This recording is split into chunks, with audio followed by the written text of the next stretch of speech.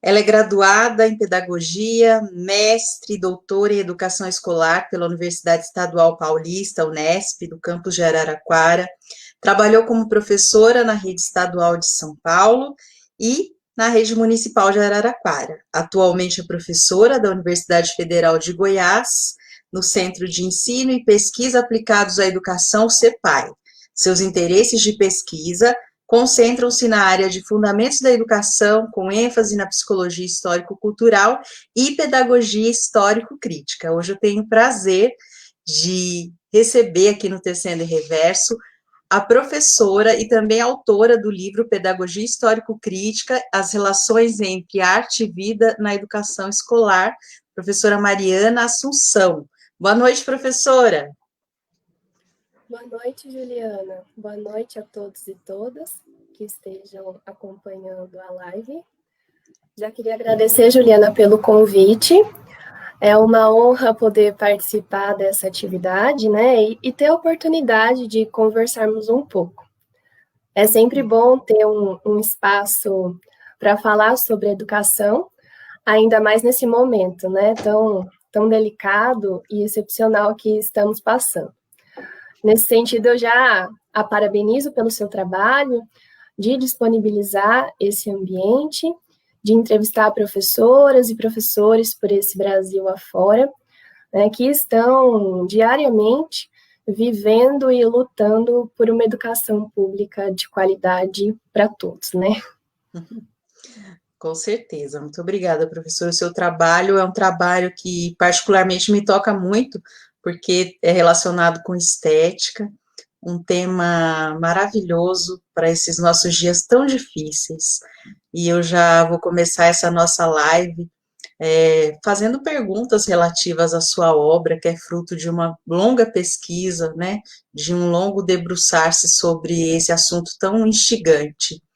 Professora, para a estruturação da atividade e formação humana, você trabalha com a conceituação de prática nas suas diversas vertentes, né? Ou seja, no idealismo hegeliano, no materialismo mecanicista feuerbachiano e no materialismo histórico dialético.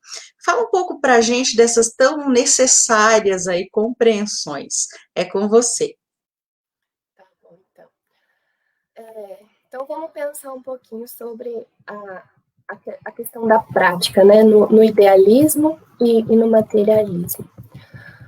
Tanto o materialismo como o idealismo, eles são correntes filosóficas de pensamento, né, e o que isso significa?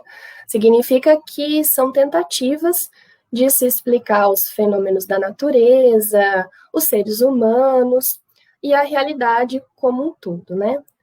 Acontece existe aí uma diferença de fundamento entre uma concepção idealista e a concepção materialista, né? Elas são correntes filosóficas de pensamento opostas entre si, né? O idealismo, assim como o materialismo, né? Mas eu vou falar primeiro do idealismo.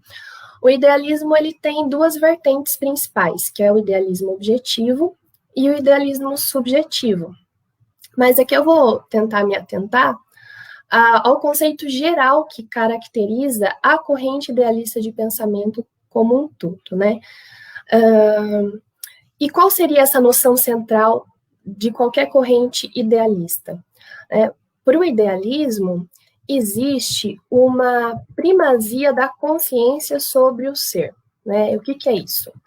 Se a gente pensar em termos hierárquicos, a consciência, ela vem primeiro, e depois vem o ser, né? Mas e o que isso significa? Dizer que a consciência vem primeiro e depois vem o ser. Significa dizer que, em termos idealistas, a realidade, a natureza, os elementos da cultura, tudo isso que nos rodeia, que é produto do trabalho humano, né? Tudo isso só existe a partir do momento em que eu tenho consciência disso, né? A partir do momento, então, que o sujeito tem consciência de tudo isso. Então, por exemplo, esse computador que eu estou utilizando agora é uma ferramenta, né, que eu tenho utilizado nesse momento para estabelecer um tipo de comunicação com vocês, né?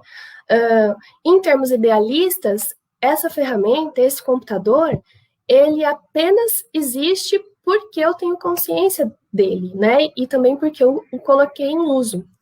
Se eu não o conhecesse, e se eu não tivesse, então, consciência dessa ferramenta, desse computador, do que é o computador, do que ele faz, enfim, ele não existiria de fato, né? Isso em termos idealistas. Porque ele tão somente existe porque eu tenho consciência dele. Se eu não tivesse consciência dele, então ele não existiria. Então, a questão da prática, nessa perspectiva, né, nessa corrente filosófica, ela se institui na esfera do pensamento, né, sendo que a prática objetiva, aquela que é realizada pelo conjunto dos homens, seria apenas uma etapa, um momento específico do desenvolvimento do mundo das ideias, né? O idealismo, então, a gente pode afirmar, sem medo, que o idealismo é uma corrente altamente subjetivista de compreensão da realidade, né? Que acaba por não estabelecer as relações fundamentais entre a prática e a teoria para se compreender a realidade e o desenvolvimento humano, né? Mas são, assim, várias concepções idealistas que atravessaram a história e que ainda estão presentes, né? Em especial no campo da educação, né?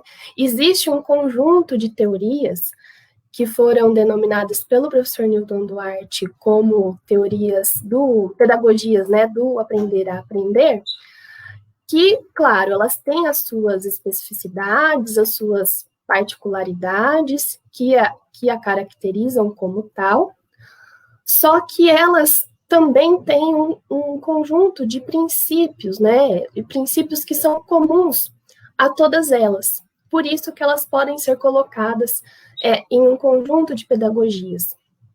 E um desses princípios, que é comum a todas elas, é a de negar o papel da escola, de ser um espaço privilegiado e intencional de ensino, né? E de ensino e de transmissão dos conhecimentos, seja esses conhecimentos científicos, artísticos, filosóficos, políticos, em suas formas mais desenvolvidas de manifestação. E por que isso acontece? Porque existe uma concepção idealista por detrás dessas pedagogias, né?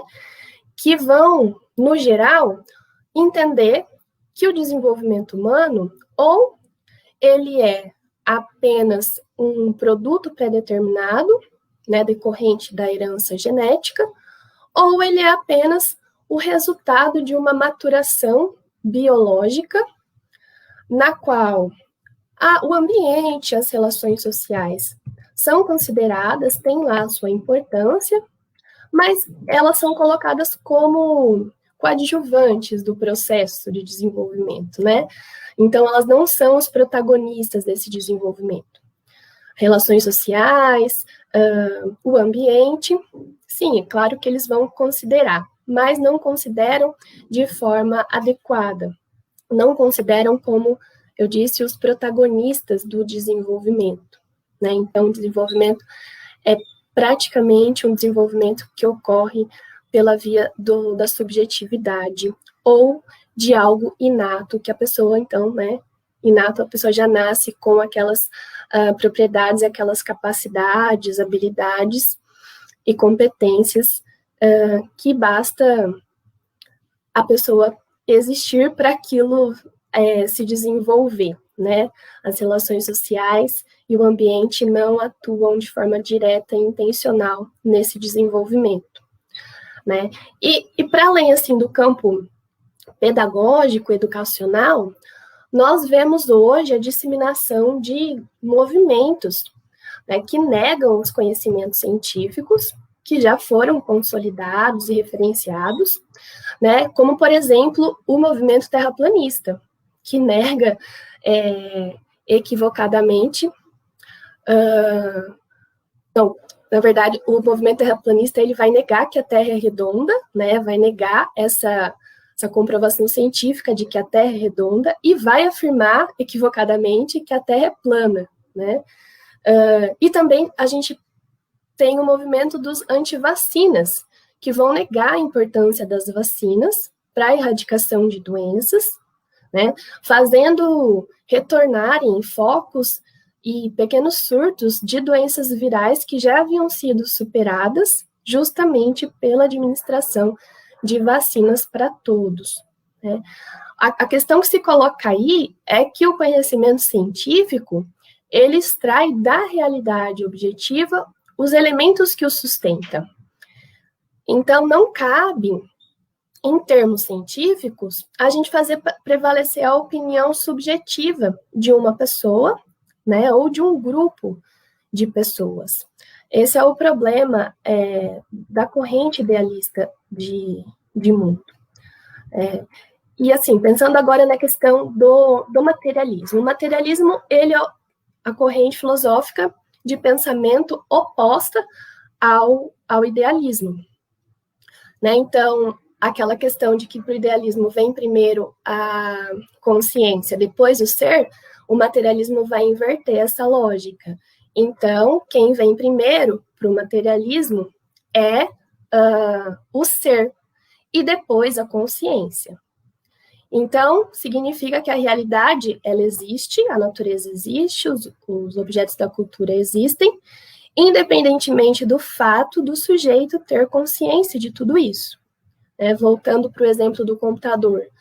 Em termos materialistas, se eu for pensar, o computador que eu estou usando agora, ele não deixaria de existir se eu não tivesse consciência dele e se eu não utilizasse nesse momento para me comunicar, né, e utilizasse qualquer outra ferramenta para fazer essa comunicação com vocês, né? Então, o materialismo, ele vai fazer essa inversão na lógica do idealismo, afirmando que a realidade, os objetos culturais, a natureza, existem independentemente do sujeito, da consciência, né? E o importante, na concepção materialista, é o sujeito justamente se apropriar de todo esse legado que foi produzido e que ainda é produzido pelo conjunto dos seres humanos, né?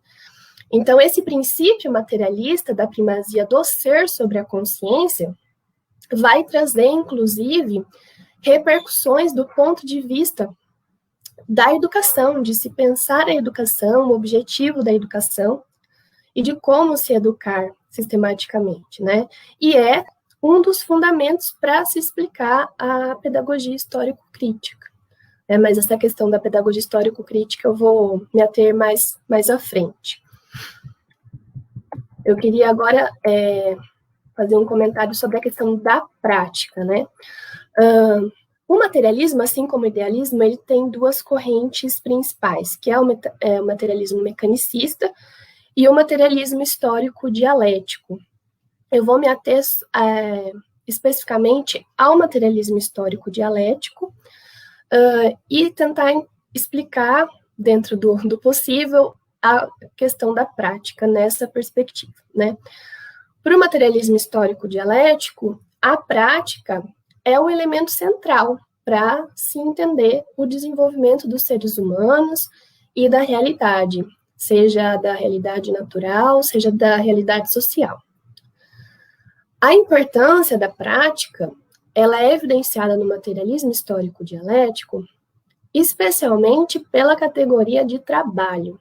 A categoria fundante do materialismo histórico dialético é a categoria de trabalho, que não é entendida aqui na sua acepção de senso comum, que seria a atividade que nós desempenhamos em troca de salário, né? Não é esse trabalho que eu estou falando, é o conceito filosófico de trabalho, né? Que no materialismo histórico dialético significa a atividade exclusivamente humana e intencional de transformação da natureza, na qual a natureza vai se transformar, mas também o homem se transforma. Então, né, trabalho é a atividade humana, é a relação do ser humano com a natureza, no qual dessa relação a gente tem como resultado a transformação de ambos, né, do ser humano e da realidade, da natureza. Então, a produção da cultura, a produção do conhecimento, ela vai se dar a partir do contato prático, né, estritamente prático com a realidade. Mas é claro que toda essa cultura produzida historicamente pelos seres humanos, todo esse conhecimento, ele não foi possível de ser produzido a partir de um contato imediato com a realidade. Aí está a questão, né? Para de fato a gente aprender o real, é necessário fazer um movimento constante com as abstrações, né? Ou seja, é indispensável a construção de teorias para se entender a realidade. Então, é um percurso que vai, então, do real ao abstrato e que depois volta ao real, mas agora esse real sendo apreendido enquanto síntese de múltiplas determinações. Então, só para finalizar e ressaltar que para o materialismo histórico dialético, a prática não é a prática por si mesma, né, tomada em seus aspectos mais superficiais e imediatos, mas é a prática em sua relação estritamente dialética com a teoria, né? E é por isso que esse é o método científico de apreensão do real para o materialismo histórico dialético. É isso. Professora, pensando, né, nessas concepções filosóficas aí de prática, como ficaria então a questão da estética, dando ênfase, lógico, no pensamento lucatiano e também no pensamento de Vygotsky, que você também estudou, no que diz respeito ao que eu achei muito poético, né, a arte e a vida. Pois é, Juliana. Tanto o Lukács como o Vygotsky, eles trazem contribuições para pensarmos a estética, as relações entre a estética e a vida, né, a arte e a vida, a partir do materialismo histórico dialético, né, e mais, né, a partir da contribuição desses autores, do ponto de vista da arte, nós podemos pensar sobre o ensino desse componente curricular, né, da arte na pedagogia histórico-crítica, porque todos partem da mesma fundamentação teórica, né? Eu vou começar pelo Lukács, tentar trazer, na medida do possível, alguma das categorias que ele aborda na estética, para entender essas relações entre a arte e a vida. E depois eu trago o Vygotsky e faço as relações com a educação e a pedagogia histórico-crítica. Então, o Lukács, ele foi um filósofo húngaro que é considerado um dos maiores e mais sólidos pensadores do século XX. Mas ele não teve um percurso acadêmico em linha reta, vamos dizer assim, né? Ele teve um percurso acadêmico altamente itinerante, porque ele sofreu influência de várias correntes filosóficas de pensamento, inclusive de pensadores idealistas como Hegel, Kant, até que o materialismo histórico dialético se firmou definitivamente como a sua concepção de mundo.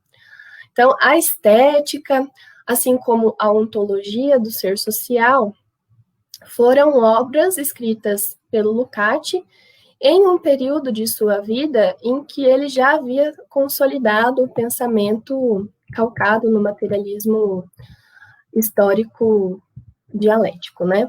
Então, de certa forma, o Lukács, ele sintetizou e sistematizou uma obra que buscou entender a arte a partir dessa perspectiva teórica, né? Não que a arte não tivesse sido mencionada num dos clássicos do materialismo histórico dialético, que são as obras de Marx e Engels, né? Até esqueci de me referir na questão anterior, que os representantes mais eminentes do materialismo histórico dialético são Marx e Engels, né? Então, não que Marx e Engels não tivessem mencionado a questão da arte no conjunto das suas obras, né? mas todas essas menções sobre a arte, elas estão fragmentadas e espalhadas no conjunto de todas essas obras. Então, o Lukács, ele sistematizou em uma única obra, né, que, diga-se de passagem, é uma obra vastíssima, que vale por várias, né, uma obra enciclopédica, que Professora, tem mais ou só um menos... minutinho. Inclusive, a gente não tem, não sei se você pode me trazer essa informação, ainda a estética traduzida para a língua portuguesa, não é? A Boitempo tem trabalhado nesse sentido. Acho que já se iniciaram os trabalhos de tradução da estética para o português, mas eu não sei se te dizer se já está disponível, eu acredito que não. Mas já tem esse movimento de tradução, sim, pela editora da Boitempo. Então, como eu estava dizendo, é uma obra vastíssima, né, que está dividida em 4 volumes. Por enquanto, né, no espanhol, tem no húngaro, que é a língua primeira, né, a língua do Lukács, a língua materna do Lukács, tem em francês e tem em espanhol, que é a língua que mais se aproxima, né, do português, para poder fazer os estudos e as leituras. Então, claro que o Lukács vai seguir, então, como eu disse, no momento que ele escreveu a estética, ele já tinha se fundamentado no materialismo histórico dialético como concepção de mundo, e isso vai se refletir na sua obra estética. E seguindo coerentemente essa perspectiva, ele vai localizar a gênese da arte na atividade de trabalho, né? E como eu disse na questão anterior, por exemplo, a categoria central para o materialismo histórico dialético é a atividade de trabalho, né? Toda a produção humana, seja ela material ou não material, ela deriva dessa atividade primeira, né? Que é essa relação ativa do ser humano com a realidade em que ambos se transformam. Claro que no início do desenvolvimento da humanidade, as atividades elas estavam restritas à satisfação de necessidades elementares, né? Grosso modo ligadas à sobrevivência, né, como a busca por alimento, a busca por abrigo, e foi, né, nesse percurso histórico de satisfação dessas necessidades elementares que foi aos poucos se surgindo outras necessidades mais complexas, né? Necessidades agora que não estavam mais ligadas à satisfação de necessidades elementares, de garantia da sobrevivência, mas sim ligadas a aspectos mais teóricos, vamos dizer assim, né? Ao movimento de tentar compreender a realidade de forma mais sistematizada, mais aprofundada, essa necessidade de expressão da subjetividade. É daí que se derivam os rudimentos da arte, é nesse percurso aí histórico, né? Então, a arte é um produto histórico e veio, sim, a responder às necessidades mais elaboradas, que foi, então, né, como eu disse, surgindo nesse processo histórico e contínuo e também cada vez mais complexo de evolução e de autodesenvolvimento da humanidade, né? A consequência da arte surgir do trabalho, lhe confere uma característica que o Lukács vai apontar na estética, que é a característica da arte ser imanente. O fato dela derivar do trabalho, dela ter sua gênese no trabalho, lhe confere esse caráter imanente. Então, o que significa isso, né? Significa que a arte ela é produto do trabalho e ela demonstra ser um produto da atividade humana em suas formas mais diversas de expressão. E por isso, por derivar do trabalho, por ser imanente, a arte também é, segundo Lukács, uma forma de expressão antropomórfica, né? O que significa isso? Significa que a arte ela vai sempre, em primeiro plano, evidenciar o humano. Ela lida, ela incide e ela atinge a subjetividade, né? Mostrando o ser humano como aquele que faz, aquele que produz a história, né? A ciência, por exemplo, ela é uma forma de expressão desantropomórfica, e aí lá na estética o Lukács vai fazer essa comparação, esse cotejamento entre arte e ciência do ponto de vista dessa característica. Então, a arte é antropomórfica e a ciência é desantropomórfica, né? Por que a ciência, então, é desantropomórfica? Porque ela vai se preocupar em extrair do real as suas leis e os seus fundamentos objetivos, que independem da subjetividade ou do gosto do sujeito, né?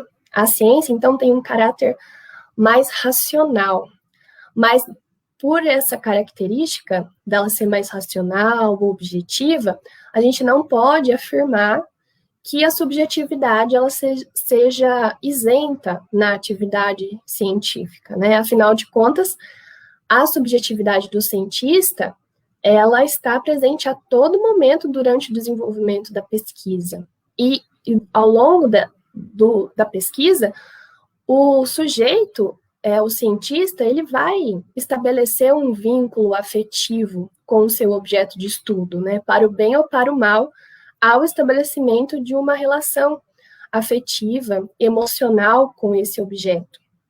Então, falar que a atividade científica é isenta de subjetividade é um equívoco, né? Porque a objetividade e a subjetividade são elementos que estão em relação constante em qualquer atividade, seja atividade científica ou atividade artística, né? Mas o que o Lukács quis ressaltar é que, em primeiro plano, no caso da ciência, fica evidente o seu aspecto objetivo e mais racional, né? E já na arte, o que fica em primeiro plano é o seu aspecto subjetivo, né? De atingir, de incidir na subjetividade dos indivíduos.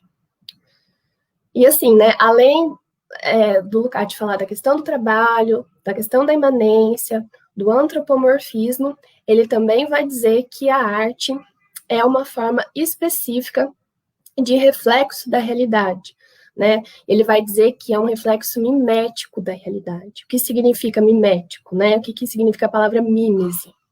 Mímese, se a gente for recuperar etimologicamente o significado dessa palavra, mímese significa imitação, né? Mas aí o Lukács vai alertar, né? Não é uma imitação mecânica, fotográfica do real, extremamente fidedigna do real, mas é um reflexo mimético justamente porque o reflexo artístico ele vai buscar representar a totalidade humana, né, e não os aspectos fragmentários e epidérmicos do cotidiano e da vida. Então, aqui é a questão central que é colocada sobre as relações entre arte e vida, né? O Lukács vai dizer que a arte ela vai retirar o seu material da realidade, vai retirar o seu material da vida, mas ela vai fazer isso de forma que ela vai intensificar os seus elementos, intensificar esses elementos que ele retirou da vida, né? No sentido de superar a aparência do cotidiano, elevando esse cotidiano a um patamar mais elaborado, que vai ascender ao essencial daquilo que está presente na realidade e caminhar no sentido de promover uma compreensão mais ampla da própria realidade e da própria vida, né? E é por isso que a arte, além de todas essas categorias que eu trouxe, o Lukács também vai indicar que a arte tem o seu aspecto desalienante, ou como ele coloca, o seu caráter desfetichizador, né? Porque a arte vai fazer com que o indivíduo ultrapasse o nível do seu próprio ser, tomado individualmente, ampliando a sua consciência acerca do gênero humano, né? Fazendo o indivíduo se sentir parte desse gênero humano, né? E fazendo com que ele entenda que os seus sentimentos, as suas emoções, são características gerais dos seres humanos, né? E não é um sentimento individual, é único e apartado das outras pessoas, né? A arte possibilita ao indivíduo se apropriar de uma vida que não é a sua e de experimentar emoções que provavelmente não seriam disponibilizadas no seu cotidiano, né? E aí, né, quando a arte, ela consegue despertar esses sentimentos autênticos e promover a compreensão mais ampla e enriquecida da realidade, nós dizemos que ocorreu a catarse. A catarse é esse momento que Lukács chamou carinhosamente de sacudida da subjetividade, né? Que é esse despertar para os aspectos essenciais da prática social, da vida, né? E esse momento de intensificação de alguma emoção, de algum sentimento que é produzido pela arte. O Vygotsky e o Lukács, eles vão apresentar uma concepção muito semelhante sobre a estética, sobre a arte, porque, como eu disse, eles partem da mesma fundamentação, do materialismo histórico dialético, né? Então, para o Vygotsky, a arte é uma técnica não entendida no sentido pragmático do termo, técnica, né? Mas é uma técnica criada pelo ser humano para dar existência social objetiva aos sentimentos, que vai muito além de comunicar ou de contagiar sentimentos e emoções, né? Muito pelo contrário, Vygotsky vai acentuar que a arte implica em elevar esses sentimentos e essas emoções a um nível superior. E para Vygotsky, a arte vai promover uma elevação qualitativa dos sentimentos e das emoções.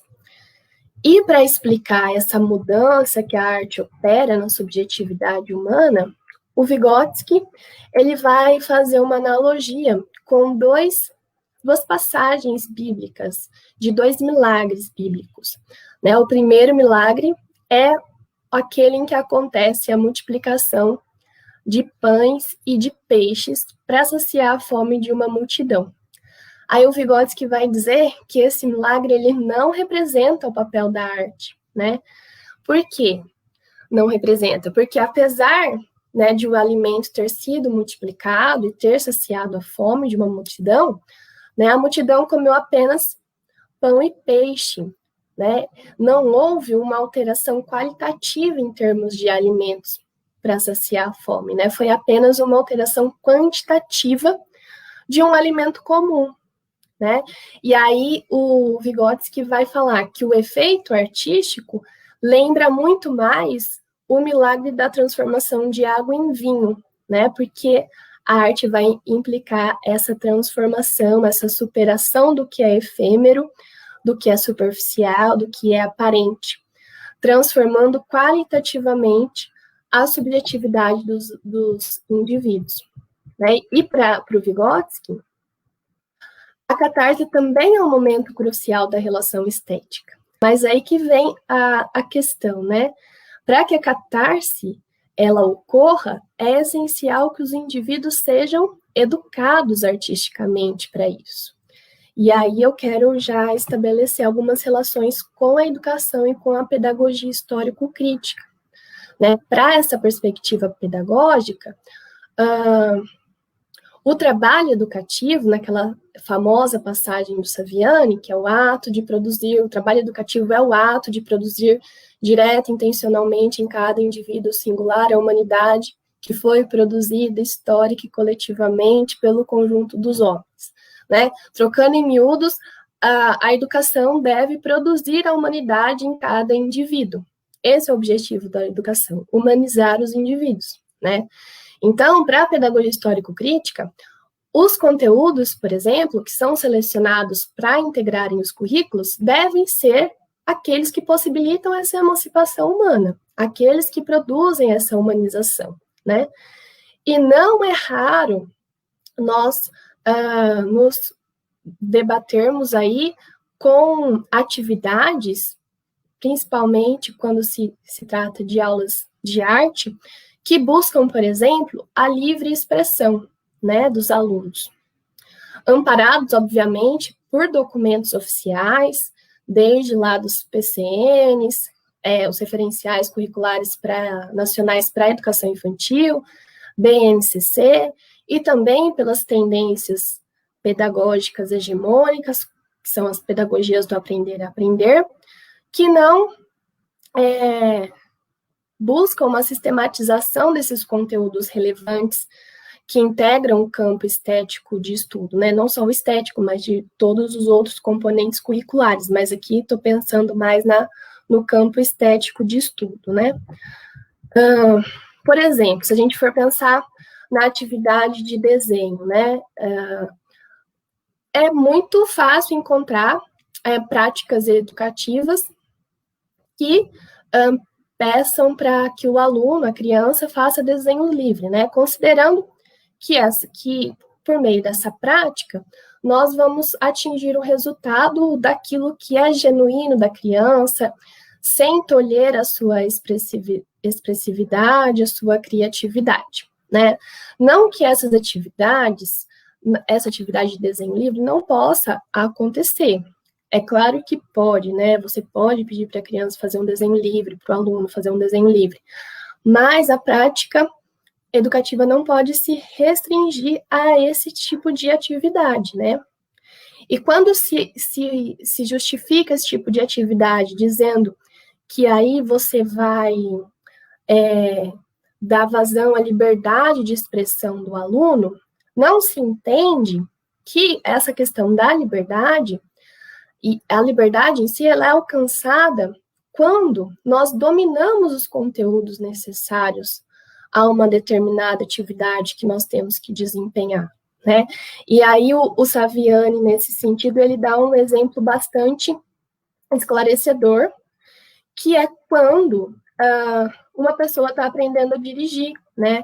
Quando a pessoa está aprendendo a dirigir, no início do processo, ela não é uma pessoa livre ao dirigir, né? No ato de dirigir. Por quê? Ela precisa, a cada segundo, pensar, racionalizar e direcionar a sua atenção para cada movimento que ela precisa fazer até colocar o carro em movimento e continuar, né, deixando o carro em movimento. Então, ela tem que prestar muita atenção nos seus pés e nos pedais, e também usar o câmbio para trocar a marcha de forma coordenada com os pés nos pedais. Enfim, a pessoa não é livre ao dirigir nesse sentido. Só que com a prática da direção, aos poucos, ela vai incorporando esses movimentos até chegar ao ponto de que parece que ela não pensou mais, ela não prestou mais atenção para fazer aquilo ali, e quando ela vê, o carro já está andando sem grandes problemas. Quando isso acontece, quando a pessoa incorporou esses movimentos, o Saviani vai dizer que aquela atividade se tornou uma segunda natureza, né? Segunda por quê? Porque não é uma natureza natural, não foi uma atividade inata, a pessoa não nasceu sabendo aquilo, então aquilo lá é uma segunda natureza porque é social, foi aprendida, né? A duras penas, né? Diga-se de passagem para algumas pessoas como eu, a duras penas, aqueles movimentos foram incorporados. E quando isso acontece, quando aquela atividade se torna segunda natureza, aí sim a pessoa é livre para executar aquela atividade, né? Então a pessoa pode prestar mais atenção no trânsito, por exemplo, que é muito importante, ela pode, sei lá, ouvir uma música ao dirigir, podendo prestar atenção na música e na direção ao mesmo tempo, sem prejuízos para nenhum dos lados. É nesse momento, então, que ela é livre, né? Então, no caso do professor, se o professor, ele ensinar diversas técnicas de desenho, ele ensinar a questão de elementos cromáticos, mistura de cores, quais são as técnicas necessárias para atingir um determinado de desenho, né? Para se atingir um determinado objetivo. Com o ensino sistematizado do desenho, o aluno passa aos poucos a fazer desenhos de forma mais livre, né? Porque cada vez mais ele vai dominar o conhecimento necessário para fazer aquela atividade. Então, para a pedagogia histórico-crítica, a livre expressão é o ponto de chegada do processo educativo, né? E não o ponto de partida desse processo educativo. E também, se a gente for pensar, por exemplo, no âmbito da literatura, né? É comum a ideia de se despertar o gosto pela leitura, né? E é óbvio que isso é totalmente válido, isso deve ser feito sem sombra de dúvidas, né? Ainda mais desde a criança na educação infantil, esse gosto pela leitura deve ser despertado, sim. Mas o que acontece, no geral, não são estabelecidos um conjunto de obras literárias para serem lidas, né? Deixando com que o aluno escolha aquilo que ele gosta de ler, aquilo que lhe dá prazer ao ler, né? De novo, não que isso não possa ser feito, né? Claro que pode e que deve ser feito, né? Temos que ler aquilo que gostamos, né? Esse espaço deve estar reservado na escola. Mas, como eu disse, nós não podemos restringir a leitura, né, a livros apenas que são prazerosos para determinada criança, outro livro que é prazeroso para outra, né? A escola deve apresentar livros de literatura clássicos aos seus alunos, né? E deve fazer a leitura desses livros clássicos, né? Claro que sempre pensando e adequando essa leitura à faixa etária, à etapa de ensino com que o professor trabalha, né? Com as condições objetivas de trabalho. Tudo isso deve ser pensado e adequado, né? Então, por exemplo, para crianças menores, a gente pode iniciar com adaptações, mas é claro que caminhando no sentido de que ao longo da trajetória escolar, aquele aluno faça a leitura do original, né? Sem adaptações, né? Por isso é tão importante um trabalho conversado com os professores das séries subsequentes, dos anos subsequentes, né? Todo um trabalho organizado nesse sentido, de despertar o gosto pela leitura, mas também que esse gosto pela leitura seja dos livros clássicos, né? No geral, quando se estabelece obras literárias para leitura, são obras que geralmente caem em algum processo seletivo, em algum tipo de vestibular, Enem, enfim, né? Então, o objetivo principal da leitura aí nesse caso é um objetivo pragmático, né? De passar na prova. Então, se apropria do conteúdo da obra, se estuda o contexto histórico, político, econômico na qual a obra foi escrita, assim como se estuda a biografia do autor, mas não somente porque é um conteúdo de prova. E aí se perde de vista o objetivo principal da leitura das obras literárias, que é despertar emoções, sentimentos, fazer com que o aluno compreenda a história, o passado, o presente, em seus aspectos mais autênticos e fidedignos, né? Não que estudando para a prova e lendo esses livros clássicos, esse despertar de sentimentos, de compreensão sobre a realidade não aconteça, mas o foco aí, né, no geral, é o conteúdo da prova, né? E claro que na prova não vai cair todos os livros clássicos que uma pessoa poderia ou deveria ler, né? É feito um recorte, então se estuda só aquele recorte que é colocado num edital de prova, por exemplo, né?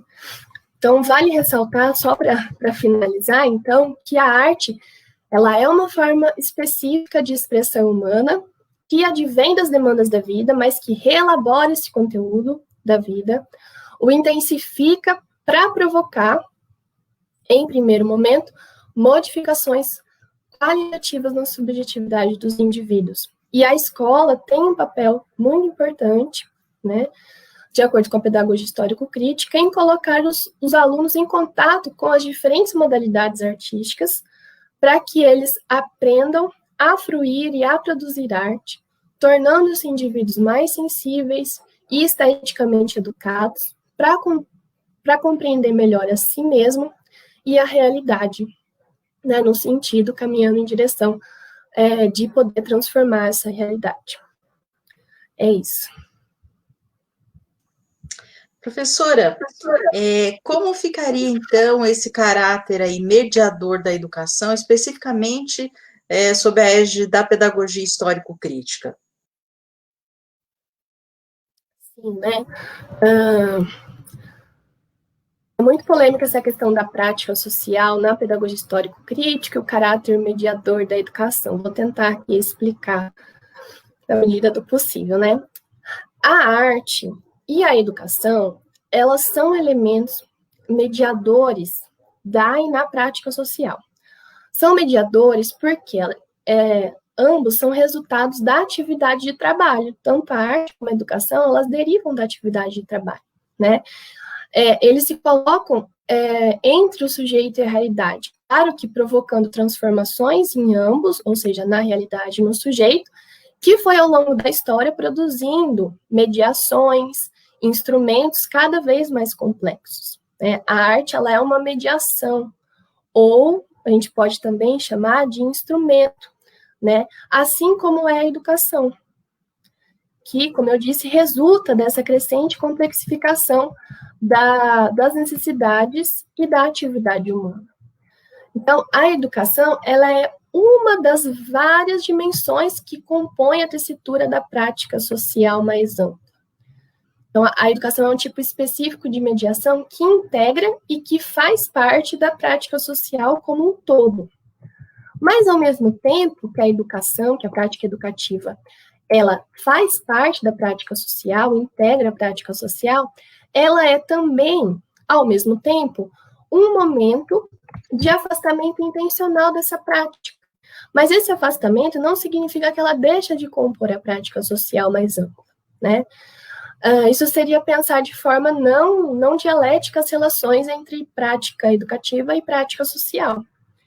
A prática educativa é um momento em que os indivíduos se dedicam a aprender o real em suas várias determinações, né, nessa direção de compreendê-lo em seus aspectos essenciais por meio da apropriação dos conhecimentos, né, em suas formas nas suas formas máximas, né, mais elaboradas de expressão. Então, o momento educativo de estar afastado do cotidiano, da prática social, esse movimento de ir além do cotidiano, que a escola deve promover, né, e de estar, no caso da pedagogia histórico-crítica, na contramão das pedagogias hegemônicas, que vão defender, né, reiteradamente que a escola deve estar conectada ao cotidiano, não significa, em hipótese nenhuma, estar apartado ou alheio da prática social. Né? Trata-se de um afastamento necessário do cotidiano, no esforço de compreendê-lo para nele atuar mais efetivamente de maneira muito melhor. Né? E são comuns afirmações de que, por exemplo, a pedagogia não considera o aluno como um ser ativo, né, já que a pedagogia histórico-crítica, ela defende o estudo sistematizado, a transmissão do conhecimento. Né? Não se trata, aí no caso, em absoluto, de considerar o aluno passivo, né? Muito pelo contrário. O professor e o aluno são elementos ativos no processo educativo, né? Mas cada um vai ocupar uma posição nessa relação. E o aluno, ele sempre está em atividade. Ao se esforçar para se apropriar de um conteúdo escolar, o aluno desempenha uma atividade, né, que demanda, por exemplo, uma intensa atividade psíquica, né, conclama as funções psicológicas e caminha no sentido de as desenvolver, o que é fundamental para o processo de formação daquele sujeito, né, de desenvolvimento daquele sujeito. Por exemplo, no momento de uma leitura, o aluno, é claro que ele não está em exercício físico, mas isso não significa que ele não esteja em atividade, né? Ou que ele não seja ativo na leitura. Por quê? Pensamento, imaginação, tudo isso está em ação no momento da leitura, né? E eu, com isso, não estou querendo dizer que não se trata em absoluto de não ter exercício físico na escola, tá? Só foi um exemplo. o exercício físico é tão importante como qualquer outro componente curricular, né? A gente não trata o ser humano de forma binária, separando entre corpo e mente, né? Ambos estão em constante relação e precisam ser desenvolvidos. Aqui eu só quis deixar claro que estudar, que ler, é ser ativo, né? E estar ligado, sim, à prática social, né? Mas é claro também que os alunos, eles são educados em outros ambientes que, tal como a escola, também fazem parte da prática social, né? Trata aqui apenas de defender a especificidade da escola em promover essa humanização de cada indivíduo e a participação efetiva e engajada em movimentos que atuam no sentido da transformação social, né? E outro equívoco muito grande é o de se preterir a escola os movimentos sociais ou vice-versa, né? Fazer isso, né? Escolher o movimento social ou a escola não trará os resultados esperados a uma absoluta transformação do modo de produção. Então, assim, tanto a arte como a educação são formas de atividade que se relacionam com a prática social, claro que de forma indireta. Por quê? Porque o objetivo principal, aí no caso, tanto da arte como da educação escolar, é incidir sobre a subjetividade humana, humanizar o sujeito. E para incidir de fato, né, sobre a subjetividade dos alunos, é fundamental a intervenção do seu par mais desenvolvido, no caso ali da educação escolar, é o professor, né? Por isso que a relação entre arte e vida e entre prática social e prática educativa na pedagogia histórico-crítica é uma relação indireta e imediata.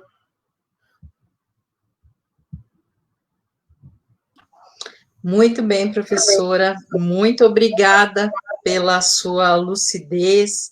Muito obrigada por esses esclarecimentos para a gente. Eu gostaria de saber um pouquinho quais são as suas leituras de quarentena. Pois é, né? As leituras de quarentena, além das leituras que são leituras voltadas para o trabalho, né, mesmo, eu tinha, no começo do ano, antes de todo esse caos começar, eu tinha me comprometido a ler alguns calhamaços, né? Mas aí, então, veio a pandemia, a quarentena, e essa questão do trabalho remoto, que acaba fazendo com que a gente trabalhe muito mais, que a gente fique muito mais cansado, desgastado, porque você não estabelece horários para trabalhar, né? A sua vida pessoal, a vida profissional está ali acontecendo ao mesmo tempo, imbricadas as duas de tal forma que você não sabe mais diferenciar o que é o quê. E aí, no final das contas, eu consegui ler alguns livros que eu me propus, mas não da forma como eu queria e na quantidade com que eu queria, né? Porque todo esse contexto, além dessa questão do trabalho remoto em si, faz com que a gente fique abalado emocionalmente, né? E o cansaço de todo esse trabalho remoto faz com que a nossa produção acabe caindo consideravelmente, né? A produção intelectual, enfim. Mas antes da pandemia, eu li o livro do Tolstói, a Ana Karenina. Isso antes da pandemia, né? Aí, depois da pandemia, eu consegui fazer a leitura, eu até separei aqui, a leitura do Crime e Castigo. Não foi uma boa ideia ler Crime e Castigo no início da pandemia, porque é um livro bastante perturbador, né? Mas recomendo, obviamente, a leitura desse clássico do Dostoiévski. E li também do Dostoiévski, eu li Os Irmãos Karamazov, dessa edição aqui da Martine Claret. A do Crime e Castigo também é da Martine Claret, ambos dessa editora. também recomendo, né, muito impactante. O Dostoiévski é um autor um pouco depressivo, niilista, vamos dizer assim, então não foi uma boa escolha fazer essas leituras nesse contexto que a gente está passando, mas mesmo assim é uma leitura muito enriquecedora.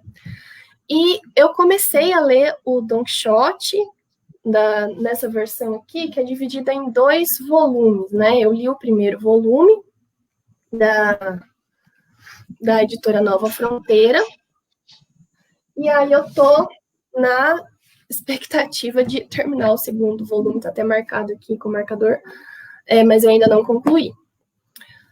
No geral, né, tirando as leituras de trabalho, artigos, teses, dissertações, leituras do ponto de vista literário foram essas que eu consegui fazer, e essa que eu estou aí na tentativa de concluir. Maravilha, professora. Agradeço muito pela sua entrevista, só elogios aqui nos comentários. Vida longa ao seu trabalho. Faço questão de colocar aqui no nosso coletivo depois o link para o seu livro, para que as pessoas tenham acesso a essa belíssima obra. Muito obrigada. Eu agradeço, Juliana. Boa noite. Fiquem bem, fiquem em casa se puderem, se cuidem. Boa noite, até mais. Até. Bom, queria lembrá-los que essa semana eu coloquei na página do Coletivo Abraço Cultural um link. Agora as nossas entrevistas dessa coluna Tecendo em Reverso estão todas lá no canal do YouTube do Estande BR. Então, vocês podem, se acaso perderam alguma, vocês podem conferir por lá. Essa semana também chegou aqui para mim esse livro que o professor Claudinei Cássio Rezende, meu amigo, professor da PUC São Paulo, professor que trabalha com a história social da arte, me indicou, que é um livro do Nicolas Tertullian, George Lukács, Etapas do seu pensamento estético. E com o excerto do Lukács, eu encerro a nossa coluna de hoje. Devemos mostrar, contrariando os teóricos que pretendem circunscrever a esfera do meio homogêneo apenas a seu único imediatismo sensorial, a infinidade de relações possíveis entre o homem e o mundo que pode conter a figuração puramente visual, pictórica de uma maçã, e que sua representação pictórica, sem ultrapassar as fronteiras do pictórico, pode revelar situações sócio-históricas e ideológicas decisivas para o homem, como a posição deste em relação a essas situações. Tecendo em Reverso de hoje vai ficando por aqui. Beijo para vocês e até a próxima.